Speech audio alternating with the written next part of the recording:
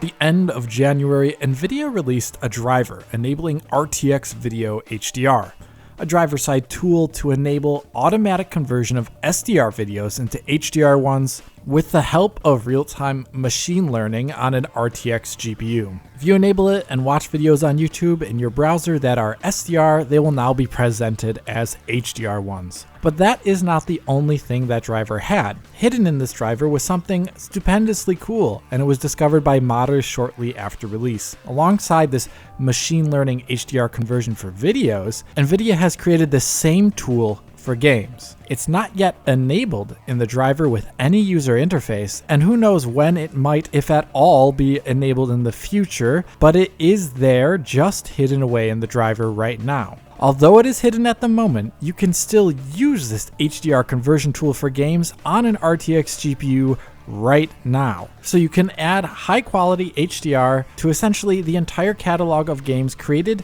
to run on Microsoft's operating systems, or even games that were never made to run on Windows. That is what this video is about today. Nvidia's hidden AI-based HDR converter tool for games. RTX HDR, as I'm going to call it. How it looks, how it runs, and much more.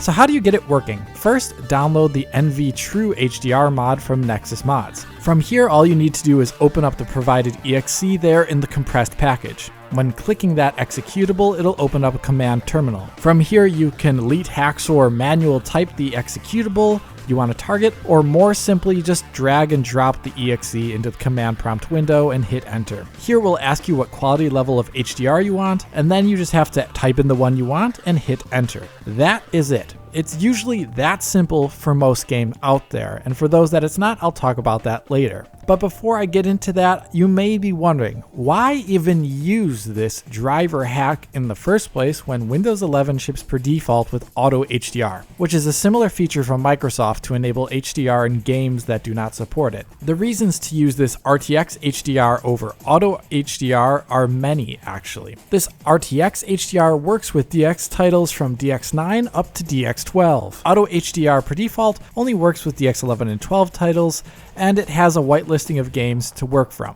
So it covers less of the entire PC catalog by default. I knew this while making this video, so I wanted to load up a lot of earlier DirectX titles as I was curious to see how they would work. For DirectX 10, I chose Lost Planet, Extreme Condition. This is the original PC release from 2007. After having dazzled console gamers on Xbox 360 at the end of 2006, Capcom released this version that I'm showing here on screen 6 months later in 2007, and that was a souped-up version with a lot of new DirectX 10 graphical features. DX10 was still a nascent API at this point, and honestly, in 2007, there were not that many better looking games than this one on the market. Just loading it up now, I was astonished how polished it all looks, from the stellar animation and per object motion blur to those cool DirectX 10 effects, like the added extruded fur using a geometry shader.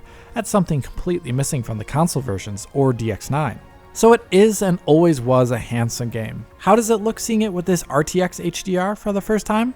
I think my overall take is, this looks terrific. Lost Planet was a game that was already always leveraging HDR for its internal rendering. It was just outputting an SDR, and it was very clearly built with HDR principles in mind. When you are indoor in caves, for example, there's always this strong contrast of the darkness and the strong bloom from the light filtering in through the cave's opening. With this RTX HDR, that contrast is even more stark and even more fantastical looking. When you're outside on the frozen plains of EDN3, the RTX HDR takes on an entirely different shape, where it becomes almost about snow blindness, as any bit of the scenery that is directly lit in sunlight tends to white out with a bloom that the game has, and it makes the whitest parts of the snow on the screen intensely bright. I think this is appropriate given the game's atmosphere of survival against the elements when outdoors, and it is sure additive to the experience. Another literal highlight of the HDR is the glowing alien thermal energy and how that looks with HDR on.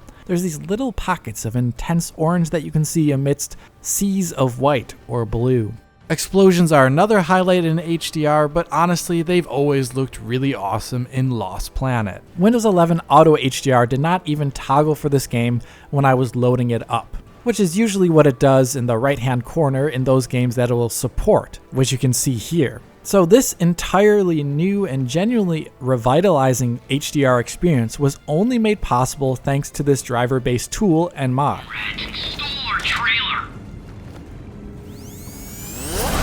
For DirectX 9 games, I was having a hard time even deciding what I should test, as there are so many good DirectX 9 games. I ended up testing some very different genres to get a feel for how RTX HDR will impact them. One of the most spectacular ones I tried out was Blur from Bizarre Creations. Rest in peace. This game did not get the proper fanfare it probably deserved on release in 2010. It's a snazzy and well-presented racing game that has many elements from kart games, a la Mario Kart. Instead of racing around little go-karts, you drive classic or modern cars from well-known manufacturers. The game was not as successful as Activision would have liked, and Bizarre Creation was shuttered less than a year after this game's release.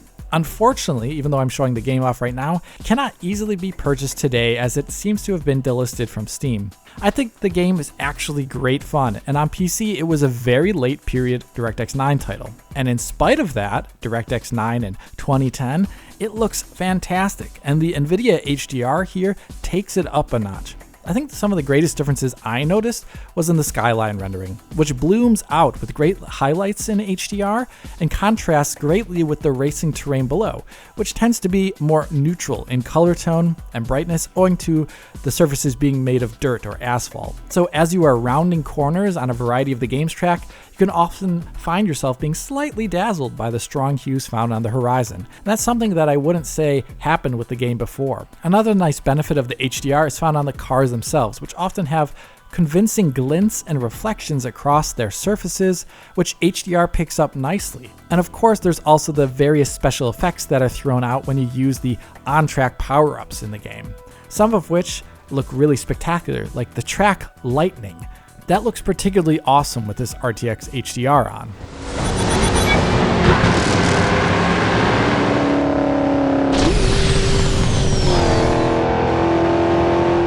Given how I'm testing HDR and DX9, I really couldn't help myself, so I had to load up Half-Life 2's Lost Coast. Now in 2005, this was a mini free expansion that released, and it was a demo of HDR rendering and one of the first ones out there for a commercial game engine. This isn't an HDR demo of HDR output as I'm showcasing in this video today, but it was an internal HDR rendering demo, so it utilized bloom and eye adaptation effects to communicate the effect of HDR on an SDR screen. In 2024 with Nvidia's RTX HDR, this demo is even more impactful as all those same effects stand out more than they did almost 20 years ago now on an SDR screen. I especially noticed it inside the church and in the town, where I found the effect from the sky blooming out being particularly arresting. Here I would argue that the HDR effect from the RTX HDR is somewhat exaggerated in this demo, but that comes from the content of the demo itself. It was designed to kind of show an exaggerated eye adaptation effect. And I think that bears out in the content that you're seeing on screen right now. There's not much subtlety to the HDR rendering here, actually. It's all about being in your face with the highlights that just start showing up and bloom out really quickly. This is quite a different story from two other games that I tried out that were DirectX 9 as well. Dawn of War Soulstorm from 2009 and Jet Set Radio. Now for Jet Set, I would say HDR here just generally made the game look more like a native modern game. It was brighter thanks to HDR. The thing is, its cartoonish styling and very simple, almost two-tone gray lighting does not have any specular highlights to take advantage of. So the game just doesn't have those things that HDR really pumps up. With RTX HDR in a game like this, you're just getting a version of the game that is more appropriate on a modern HDR display. If anything, I would say Jet Set showcases some of the slight limitations of HDR conversion techniques, which tend to map the whitest whites to full brightness, and RTX HDR does that too. So things like lines on the road are going to be particularly bright in this game, even though there's no good real lighting reason for that to be the case.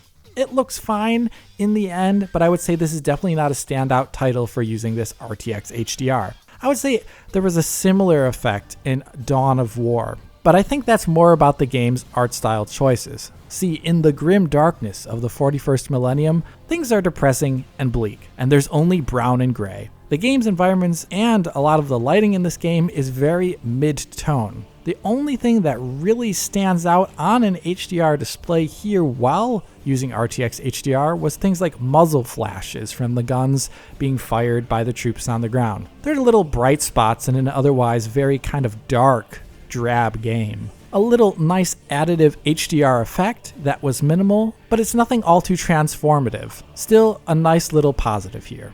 So while not every title is going to blow your socks off if you enable this RTX HDR, it does have an incredible backlog of legacy support here. And this is above and beyond what Microsoft's Auto HDR has. And it can breathe new life into older titles, depending upon how they were made. Like Lost Planet, for example, or Blur. That legacy support of supporting DirectX 9 and DirectX 10 very easily is not the only advantage that this RTX HDR has over Auto HDR. Another advantage is in the nature of its conversion, and I can show that off well in Control. Here you're seeing Control with Auto HDR on, which just essentially inherits all the stuff that the SDR presentation has. Control has some issues, I would say, in its SDR and Auto HDR presentation. For one, the blacks are raised, so a lot of areas that are dark end up looking kind of gray. Another issue is that the game showcases a lot of banding, and as we can see here, Auto HDR is inheriting that and more.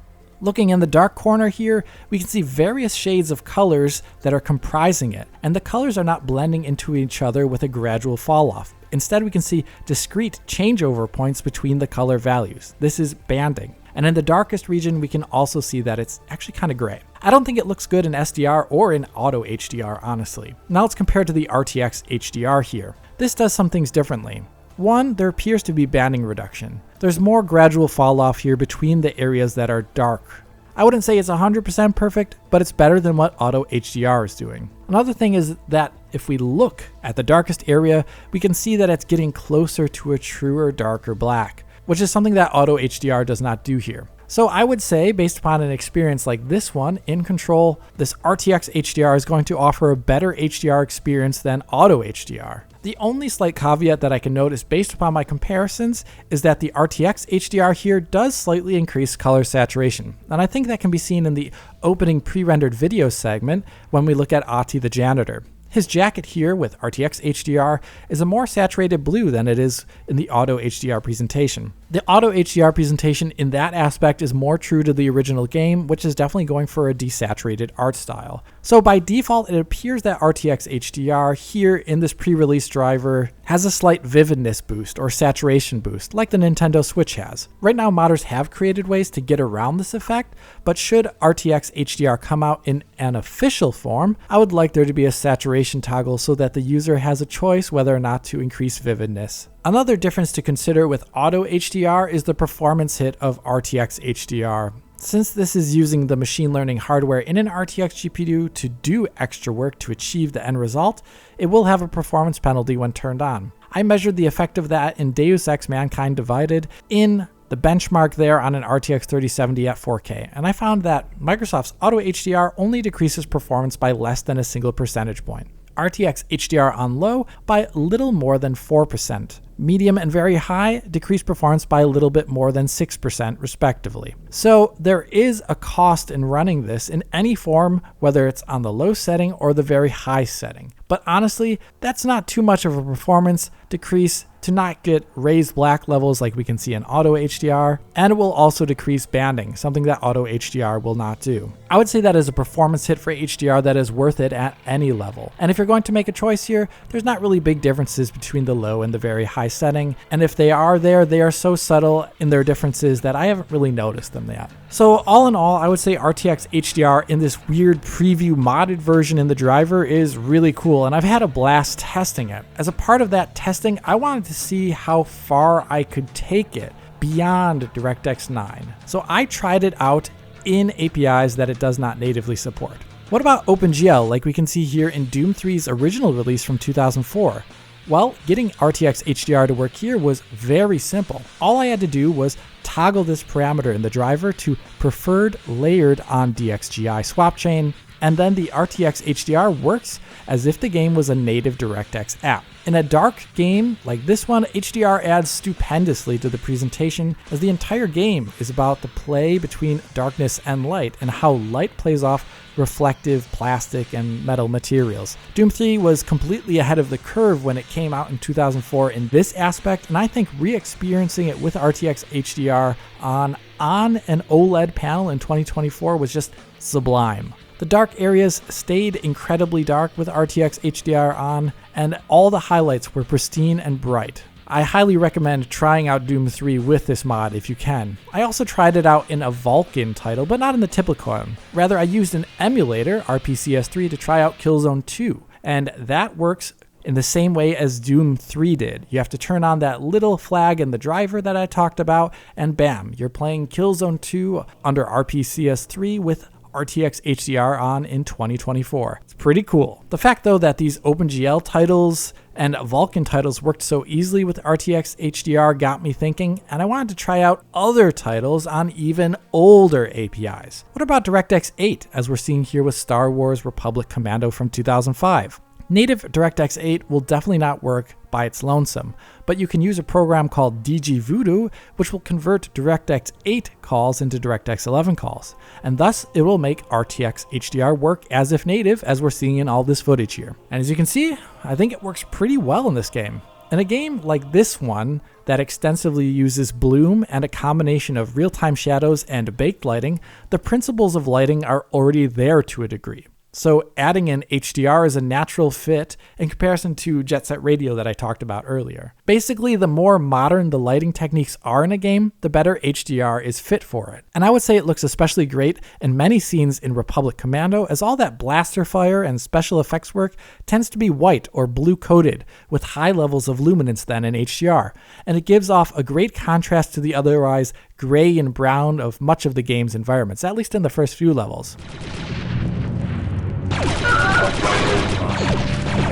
There are several factories buried deep underground, but they are impenetrable to our large assault forces. But it doesn't stop there at DirectX 8. We can go further. What about DirectX 6? Legacy of Kain Soul Reaver from 1999? Yep, that works just fine, once again using DG Voodoo. In a title like this one, there are not many trappings of modern lighting. There's a few, but not too much. So RTX HDR in a title like this one is mainly about its brightness boosting on a modern display while keeping as much local contrast as is possible for those graphics on screen. I mainly noticed it in a game like this one that doesn't have modern lighting with the special effects once again. Fires, soul flares, and things like that. Even though it isn't such a big upgrade for an old game like this one, I'm still kind of just incredibly impressed that this is working at all in the first place.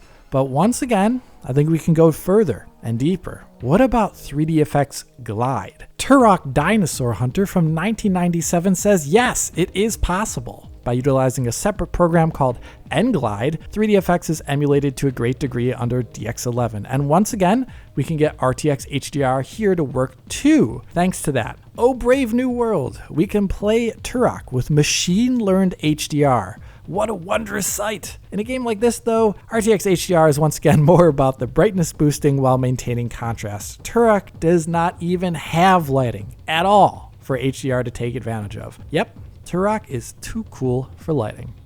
But seriously, I have to say at the end of this video that I'm mightily impressed from this RTX HDR in my first contact with it. It doesn't have a UI to work with and it's only a mod right now, but I still found it an incredibly smooth experience and easy to use actually. It just kind of worked in a lot of titles I just tried. It looked natural and enhanced the experiences, and it importantly superseded the quality of Microsoft's Auto HDR at a small performance cost, but one that I would say is worth it in the end. If and when Nvidia releases this publicly into the driver with UI to tweak it and potentially turn off any saturation changes it might add, then I would say this is game-changing stuff for playing legacy games on PC, or even newer games that do not manage to ship with HDR. If anything, it is another great advantage of those Nvidia drivers that have extensive features for legacy games, things like DLDSR or SGSSAA. It's really just phenomenal stuff. Anyway, I hope you enjoyed this video of me covering this hidden RTX HDR mod. If you did enjoy it, hit that like button and subscribe to the channel. If you're already a subscriber, hit that little bell in the corner to be informed as soon as Digital Foundry posts a video. Support us on Patreon to get years of our content in high quality for download. Comment below, follow on Twitter, and as always, this is Alex bidding you farewell und auf Wiedersehen.